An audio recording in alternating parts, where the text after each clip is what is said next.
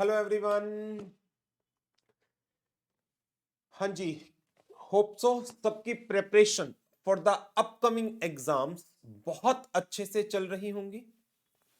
और चैप्टर 4 के अंदर जो हमने एसए 500 एंड 501 रिवाइज किया था लास्ट सेशंस में, उसके क्वेश्चंस की प्रैक्टिस भी आपने कर ली होगी।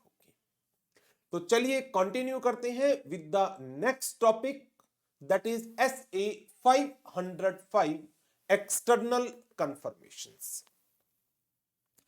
एक्सटर्नल कंफर्मेशन एक डेफिनेट प्रोसीजर या मेथड है जिसके through auditor will be able to collect sufficient appropriate audit evidence in a relation to a number of financial statement items. तो एक्सटर्नल कंफर्मेशन होती क्या है? एक डायरेक्ट रिटर्न रिस्पॉन्स, किसको? ऑडिटर को। किससे? From a third party also known as the confirming party in paper form और electronic और अदर मीडियम। तो जैसे ऑडिटर मिस्टर ए ऑडिट कर रहा है एक्स लिमिटेड की फाइनेंशियल स्टेटमेंट्स की। एग्जाम्पल लेते हैं, एक्स लिमिटेड के कुछ डेटर्स हैं, एक्स लिमिटेड के कुछ क्रेडिटर्स हैं, एक्स लिमिटेड के लेंडर्स हैं, एक्स लिमिटेड की अदर पार्टीज हैं जिनके साथ वो ट्रांजेक्शंस करती हैं डिफरेंट काइंड्स की। तो ये जो debtor, creditors, lenders, other parties हैं, ये सब क्या हैं? दीज आर थर्ड पार्टीज जिनके साथ हमारे क्लाइंट ने ट्रांजेक्शंस की हैं। तो ट्रांजेक्शंस की हैं तो उन ट्रांजेक्शंस का फाइनेंशियल इफेक्ट एक्स लिमिटेड की फाइनेंशियल स्टेटमेंट्स में आ रहा होगा।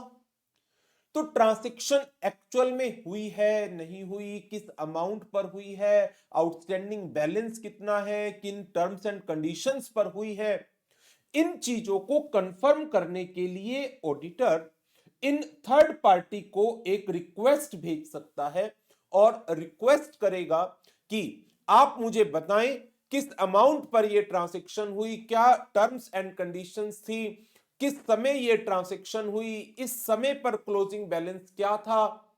जो जानकारी वो चेक करना चाहता है, जिस एसर्शन के रेफरेंस में वो ये जानकारी लेना चाहता है, उन चीजों को रिक्वेस्ट लेटर में भेजकर थर्ड पार्टी को से पूछा जाता है। तो थर्ड पार्टी रिप्लाई देती है, क्या वो एग्री करती है या वो डिसएग्री करती है, किस बात के डिफरेंसेस है।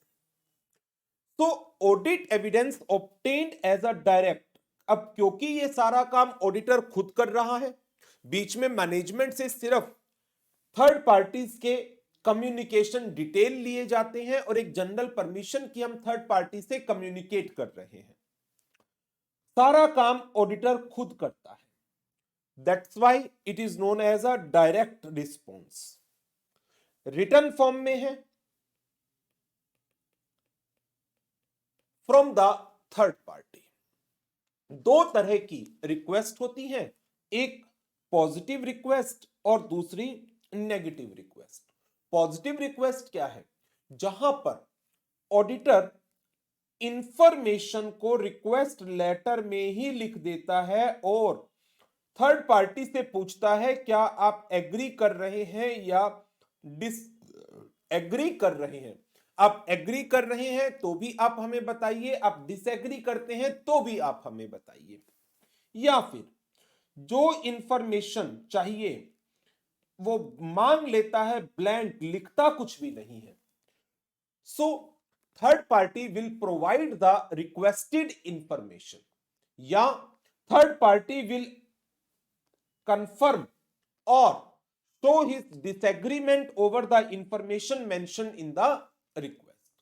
तो पॉजिटिव रिक्वेस्ट वो रिक्वेस्ट है जहां पर थर्ड पार्टी से रिप्लाई एक्सपेक्ट किया जाता है and without having any reply माना जाएगा कोई रिस्पॉन्स नहीं आया थर्ड पार्टी से, then auditor will look for the alternate audit procedures.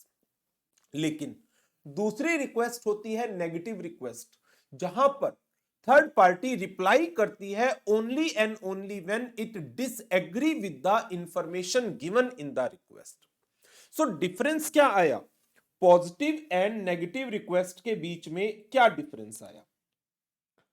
Positive negative, यहां पर आप जो इंफॉर्मेशन कंफर्म करना चाहते हैं it is to be mentioned in the request, information to be mentioned in the request, और third party will reply response only in case of any disagreement।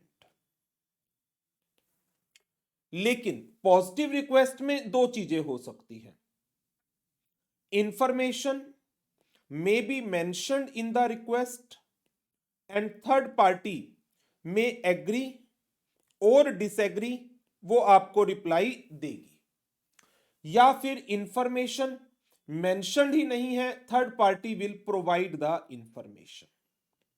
तो positive request में always a reply is expected from the third party, but negative request के case में यदि third party से reply नहीं आता तो मान लिया जाएगा third party is agree with that information. तो नेगेटिव रिक्वेस्ट का एक ये बहुत बड़ी लिमिटेशन है कि यदि मेरे पास कोई रिप्लाई नहीं आता तो मैं मान लेता हूं कि थर्ड पार्टी एग्री कर रही है, but there are certain situation कि हमने थर्ड पार्टी को रिक्वेस्ट भेजी, वो रिक्वेस्ट थर्ड पार्टी तक पहुंची ही नहीं। जब वो रिक्वेस्ट थर्ड पार्टी तक नहीं पहुंची तो मेरे पास जवाब ही कहां से आएगा? जवाब नहीं आएगा, मैं मान लूंगा थर्ड पार्टी एग्री करती है। मैंने थर्ड पार्टी को रिक्वेस्ट भेजी, थर्ड पार्टी ने रिप्लाई नहीं भेजा, उसने देखा ही नहीं, उसने इग्नोर कर दिया, उसने डिसरिगार्ड कर दी मेरी रिक्वेस्ट को, मैं मान लूंगा थर्ड पार्टी एग्री करती है। थर्ड पार्टी ने डिसएग्रीमेंट का रिप्लाई भेजा, वो रिप्लाई रास्ते में मिसप्लेस हो गया, मेरे तक नहीं पहुंचा, मैं मान लूंगा थर्ड पार्टी एग्री करती है। तो जो नेगेटिव रिक्वेस्ट है उसकी अपनी इतनी बड़ी लिमिटेशंस हैं कि यदि मेरे पास रिप्लाई नहीं आता है तो मैं मान लूंगा थर्ड पार्टी एग्री कर रही है। दैट्स व्हाई नेगेटिव रिक्वेस्ट का बड़ा लिमिटेड यूज करना चाहिए। तो पहले तो इन दोनों रिक्वेस्ट के टाइप्स को एक बार डिस्कस कर लेते हैं, पॉजिटिव एंड नेगेटिव को, फिर मैं आपको नेगेटिव रिक्वेस्ट का यूज कब करना चाहिए उसकी बात करेंगे। पॉजिटिव कंफर्मेशन रिक्वेस्ट, वो रिक्वेस्ट जहां पर कंफर्मिंग पार्टी रिस्पोंड करेगी directly to the auditor indicating whether it agree or disagree with the information in the request। ये वो केस है जब ऑडिटर ने इंफॉर्मेशन रिक्वेस्ट लेटर में लिखकर भेजी थी कि आपका आउटस्टैंडिंग बैलेंस मेरी क्लाइंट की किताबों में 5 लाख का है, आप एग्री कर रहे हैं या डिसएग्री कर रहे हैं, प्लीज कंफर्म। या third party will provide the requested information, आपने हमारी क्लाइंट के साथ ड्यूरिंग द पीरियड ट्रांजैक्शन किया, आप बताइए कितना आउटस्टैंडिंग बैलेंस है, तो इंफॉर्मेशन ही हम उनसे मांगते हैं। नेगेटिव रिक्वेस्ट जहां पर confirming party will respond only if it disagree with the information provided in the request. अब क्योंकि रिप्लाई सिर्फ और सिर्फ डिसएग्रीमेंट के केस में आता है, that's why negative requests are considered that they are providing less persuasive nature of audit evidences and hence their use should be limited। कम से कम यूज करिए उसका, और उनका यूज रिकमेंड किया गया है only when certain conditions are satisfied। Negative confirmations provides less persuasive audit evidence than the positive confirmations। Accordingly, auditor shall not use the negative confirmation request as sole substantive audit procedure unless following conditions are। तो 4 number के लिए ये एक बहुत important question बनता है। Negative confirmation request का limited use करना चाहिए and use is subject to compliance of certain condition, state those conditions. Number 1, auditor has assessed the risk of material misstatement as low. Risk low है और auditor has obtained the audit evidences regarding the operating effectiveness of the control. वो controls के operating effectiveness के evidence already collect कर चुका है. वो satisfied है इंटरनल कंट्रोल की ऑपरेटिंग इफेक्टिवनेस से. दैट्स व्हाई उसने रिस्क ऑफ मटेरियल मिसस्टेटमेंट को लो लेवल का असेस किया है. Auditor has assessed the risk of material misstatement as low and obtained the evidence regarding the operating effectiveness of the control relevant to the assertion. जिस particular transactions के reference में आप इन negative confirmation request को use करना चाहते हैं, that population वो homogeneous nature की, स्मॉल वैल्यू लार्ज नंबर, बहुत सारी ट्रांजैक्शन है, छोटे छोटे अमाउंट की, सेम नेचर की. ठीक है, कर लो use. Population subject to negative confirmation procedure comprises a large number of small value homogeneous account balances और ट्रांजैक्शंस और conditions. Number 3, exception rate. Exception क्या होती है? Difference, disagreement, third party agree नहीं करती. तो एक्सेप्शन रेट जो आप एक्सपेक्ट कर रहे हैं थर्ड पार्टी के डिसएग्री होने का बड़ा ही कम है. And auditor is not aware of the circumstances और conditions that would cause the recipient of the request, that is third party, would disregard such request. मेरे पास ऐसे कोई circumstances, conditions की इंडिकेशन नहीं है जिससे मुझे ये लगे कि थर्ड पार्टी हमारी रिक्वेस्ट को डिसरिगार्ड कर देगी. सो नंबर 1 पॉइंट जो आपको याद रखना है, negative confirmation request provides, MCQ के लिए है ये line, less persuasive nature of audit evidences. That's why negative confirmation request should be used in a very limited manner. It should not be considered as a sole substantive audit procedure. Use of negative confirmation request is subject to 4 conditions. Number 1, auditor has assessed the risk of material misstatement as low and has obtained the evidence regarding the operating effectiveness of the control relevant to that assertion. Population that is subject to the negative confirmation procedure comprise of large number of small value homogeneous account balances transactions or conditions. A very low exception rate is expected and auditor is not aware of any circumstance or condition that would cause the recipient of the request to disregard such request. तो negative confirmation request को limited form में हमें use करना चाहिए. चलिए, 2 definitions हैं. एक non response जब थर्ड पार्टी हमें रिप्लाई नहीं दे रही, एक्सेप्शन जब थर्ड पार्टी डिसएग्री करती है. Failure of confirming party to respond or fully respond to a positive confirmation request or a confirmation request returned undelivered. वापिस आ गई without any delivery, तो इसका मतलब कोई रिस्पॉन्स नहीं है. तो ऐसी सिचुएशन में ऑडिटर को इस पर्टिकुलर फाइनेंशियल स्टेटमेंट आइटम की रेलिवेंट असर्शन को एग्जामिन करने के लिए क्या करना पड़ेगा? He has to go for alternate audit procedures, क्योंकि इससे तो बात बनी ही नहीं. एक्सेप्शन, एक्सेप्शन क्या है?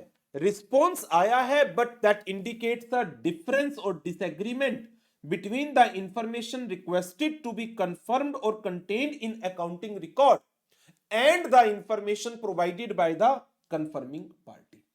तो जो इंफॉर्मेशन क्लाइंट्स के रिकॉर्ड्स में है और जो इंफॉर्मेशन कंफर्मिंग पार्टी ने दी है उसके बीच में डिफरेंस है. तो ऐसी सिचुएशन के केस में auditor is required to further investigate the matter so as to identify whether there is a case of material misstatement in the financial statements. Financial statement में कोई मटेरियल मिसस्टेटमेंट का case तो नहीं है। External confirmation का procedures क्या है? सबसे पहले आप उस इंफॉर्मेशन को डिटरमिन करेंगे जिसे आप कंफर्म करना चाहते हैं। Thereafter you need to select the appropriate confirming party जिससे आप इस इंफॉर्मेशन को कंफर्म करना चाहते हैं। फिर आप इंफॉर्मेशन को रिक्वेस्ट को डिजाइन करेंगे। पॉजिटिव भेजना है, नेगेटिव भेजना है, पॉजिटिव विद इंफॉर्मेशन भेजना है, पॉजिटिव में विदाउट इंफॉर्मेशन ब्लैंक रिक्वेस्ट भेजनी है। Thereafter sending the confirmation request और फिर उसका follow up. When using the external confirmation procedure, auditor shall maintain the control over the external confirmation request, including determining the information to be confirmed, selecting the appropriate confirming party, designing the request, including determining that requests are properly addressed and contain return information for response to be sent directly to the auditor. इसके लिए auditor क्या कर सकता है? साथ में एक envelope लगा दे अपना एड्रेस लिखकर, और जहां पर थर्ड पार्टी को कहे कि आपको मेहनत नहीं करनी पड़ेगी, हम एनवेलप साथ में भेज रहे हैं, आप अपना रिप्लाई इस एनवेलप के अंदर डालकर पोस्ट करा दीजिए। पोस्टेज की स्टैंप भी पहले ही लगाकर भेज दो। रजिस्ट्री करवाना चाहते हो तो उतने अमाउंट की स्टैंप्स लगा दो, जैसे भी आप करना चाहते हैं। Sending the request including the follow up request where applicable to confirming party. तो सबसे पहला स्टेप आ जाता है, ऑडिटर आपको डिटरमिन करना है क्या? Information that is to be confirm. फिर आपको सेलेक्ट करना है कंफर्मिंग पार्टी जिससे आप इस इंफॉर्मेशन को कंफर्म करना चाहते हैं। देयर आफ्टर आपको डिजाइन करना है रिक्वेस्ट को एंड डिटरमिन करना है that request are properly addressed. Thereafter you need to send the request including follow up request.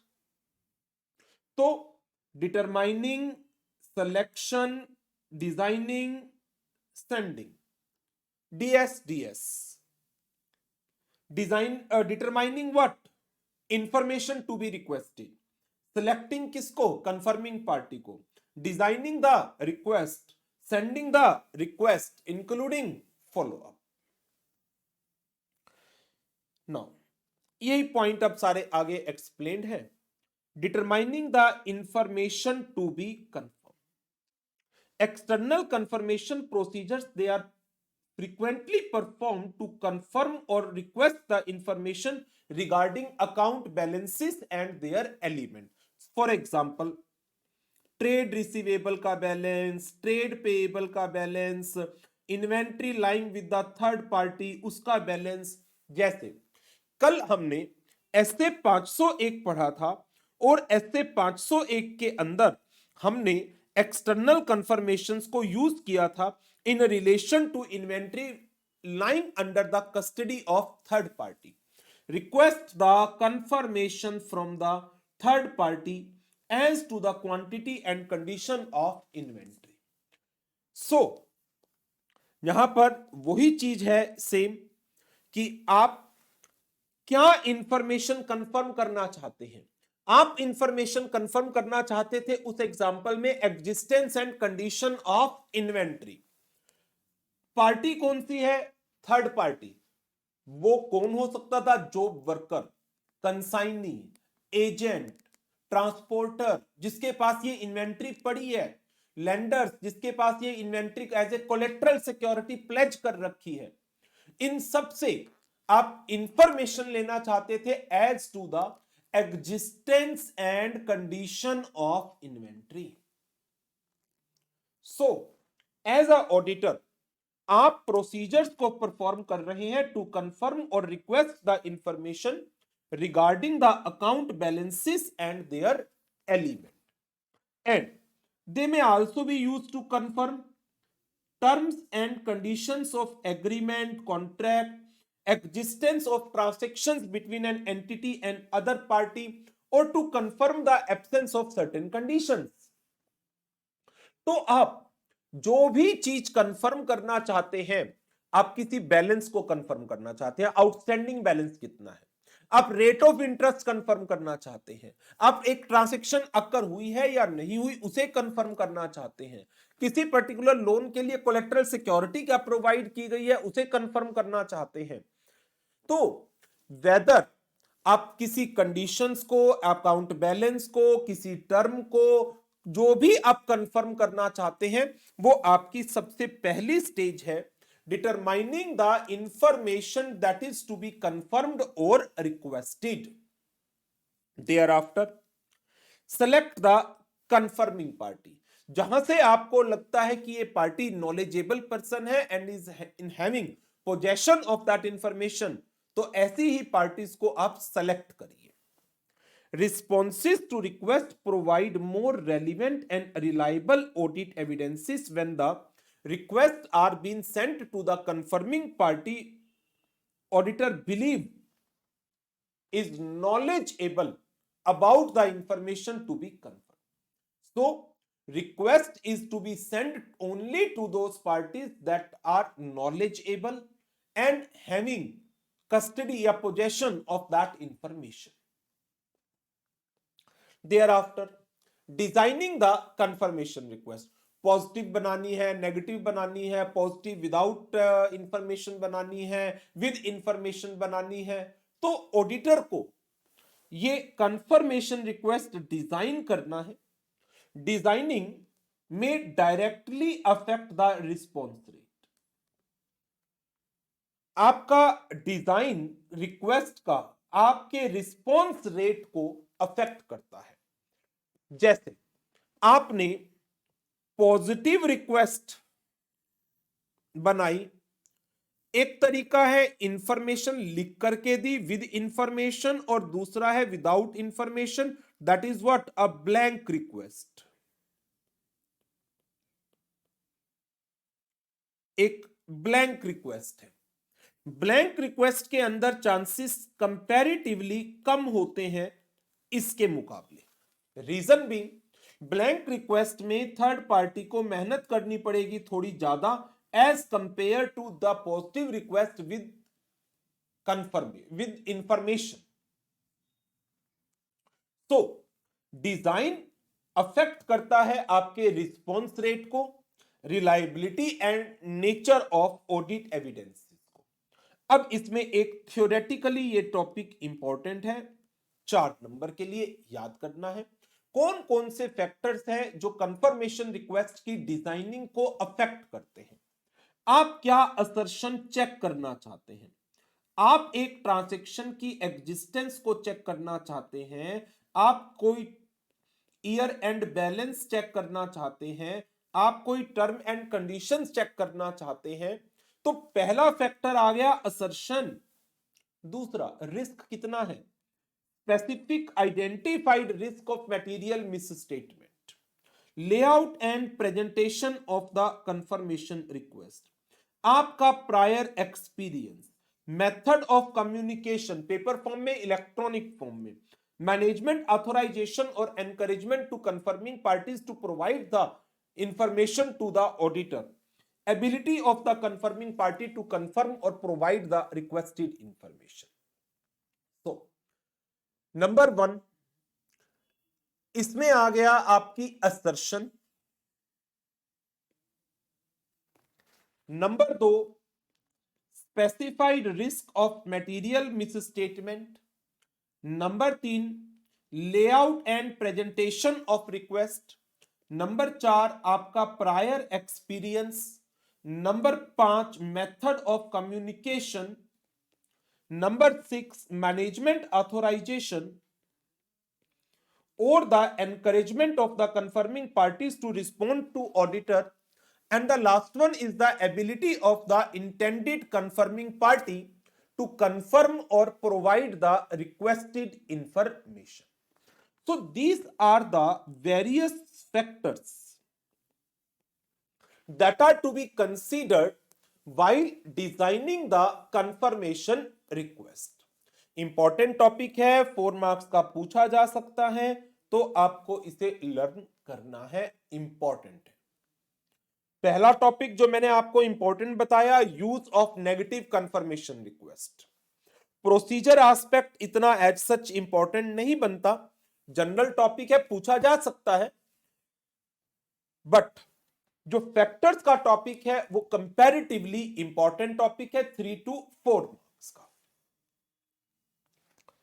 Use of positive confirmation request.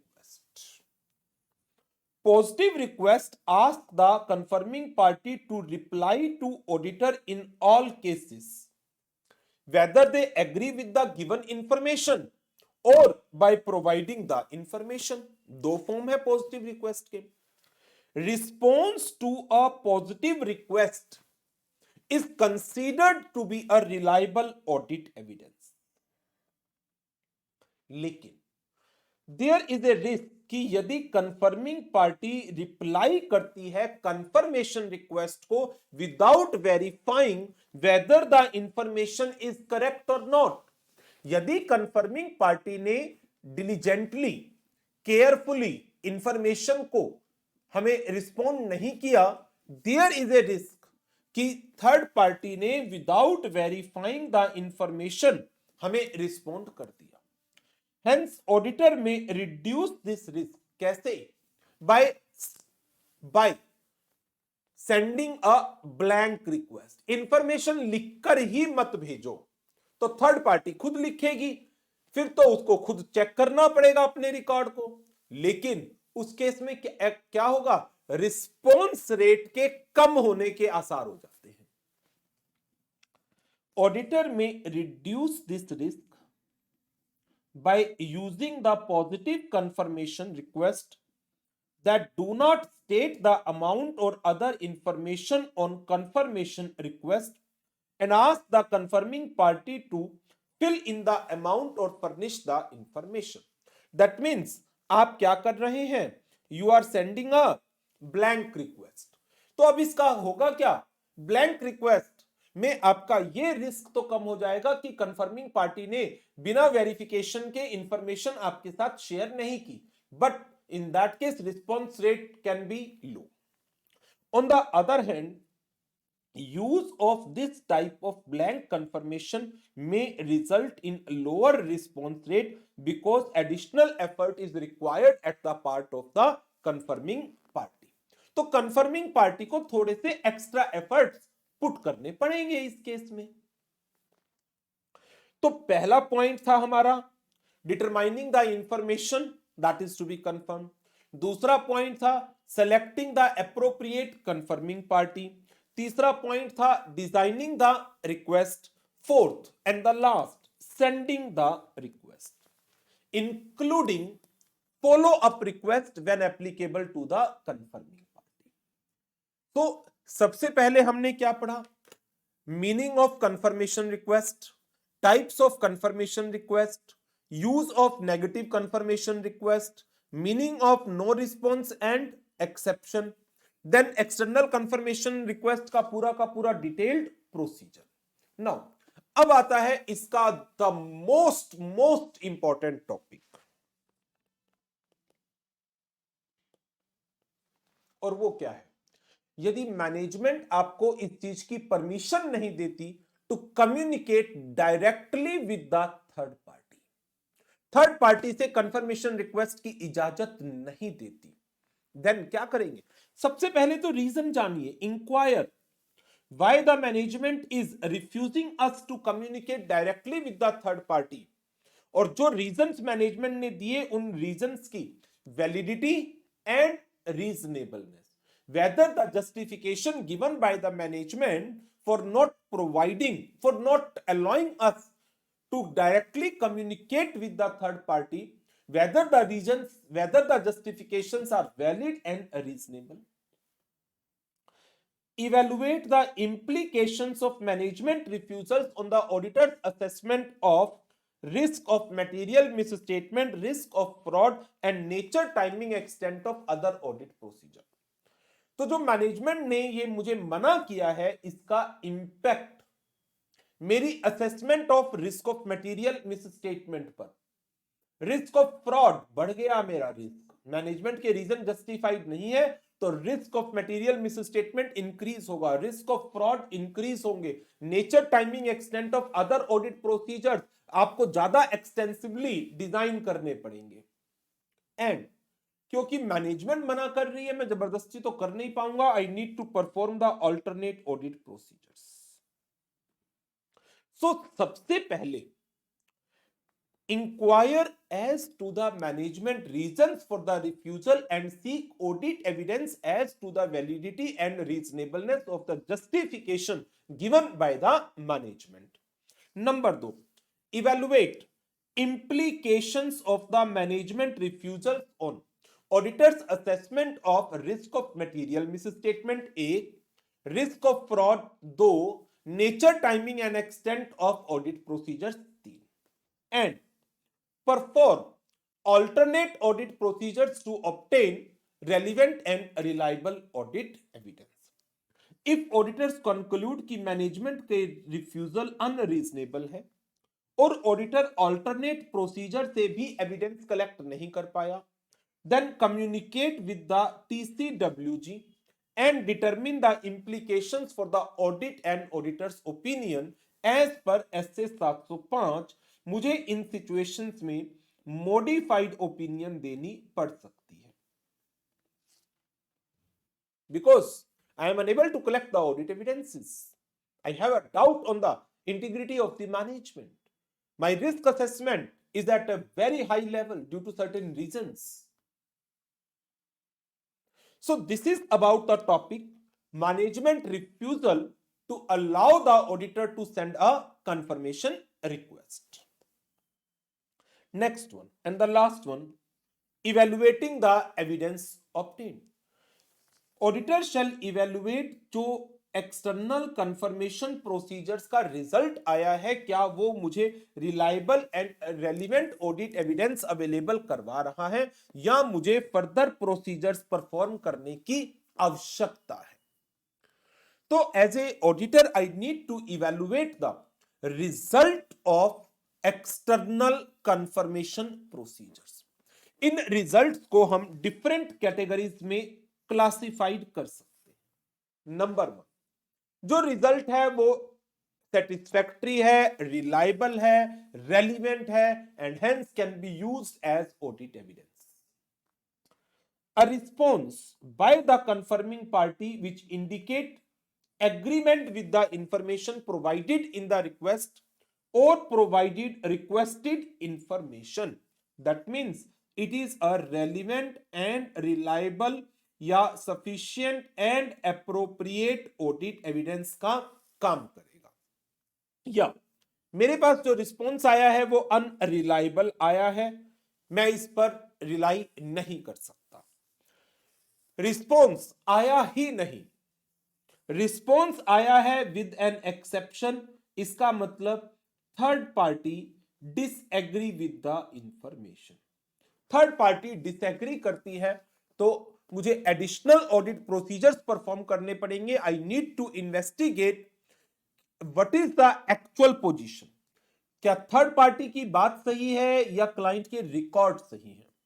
Third party की बात सही है तो क्लाइंट के रिकॉर्ड्स में गलती के आसार है, मिस स्टेटमेंट के चांसेस है। तो I need to investigate further, I need to perform further audit procedure, additional audit procedures. तो जो हमारे पास एक्सटर्नल कंफर्मेशन प्रोसीजर्स के रिजल्ट्स आ रहे हैं, हम उन्हें डिफरेंट कैटेगरीज में डाल सकते हैं। Number 1, relevant and reliable reply है, थर्ड पार्टी एग्री करती है with the information given in the request और third party has provided the requested information. एक डाउटफुल रिस्पॉन्स आया है, कोई रिस्पॉन्स नहीं आया, या रिस्पॉन्स विद एन एक्सेप्शन आया है। तो इनकी आगे की detail as such study material ने कवर नहीं की, बाकी अदरवाइज इन चारों की फर्दर आपकी आगे की स्टेजेस हैं कि इन पर्टिकुलर सिचुएशंस में ऑडिटर की आगे की फर्दर वर्किंग क्या होनी चाहिए। तो ठीक है, वो आप फाइनल के लिए छोड़ दो, राइट। इंटर के लिए इतना ही कर लो, प्लस प्लस वही चीज जो हर बार कहता हूं, do practice questions from the questions bank, इसके बिना बात नहीं बनेगी। This is the most important thing जिस पर आपको फोकस करना ही करना चाहिए, राइट। तो चलिए इसके साथ आज का ये कार्यक्रम यहीं पर ओवर करेंगे और मुलाकात करेंगे नेक्स्ट सेशन में with the next standard SA 510। Thank you very much, good bye.